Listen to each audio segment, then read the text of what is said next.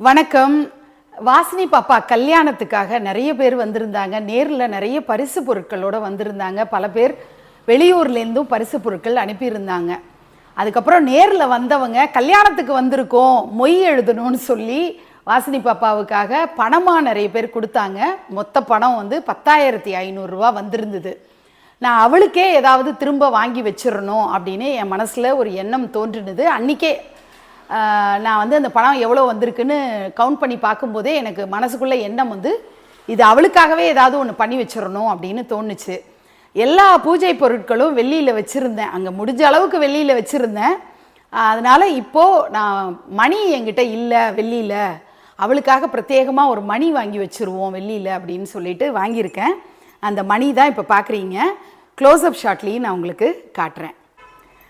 சைவம் அப்படிங்கிறதுனால நந்தியம்பெருமான் இருக்கிற மணி அப்படின்னு சொல்லிட்டு பிளான் பண்ணியிருந்தோம். நல்ல நகாசு வேலைப்பாடுகளோட மணி. இந்த மணியும் கூட நான் மதுரையில் ஆர்டர் பண்ணி தான் வாங்கினேன்.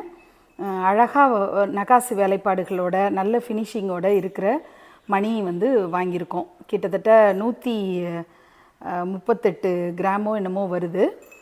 இந்த கிராமில் இந்த மணி வாங்கினது எனக்கு கொஞ்சம் சந்தோஷமாக இருந்தது.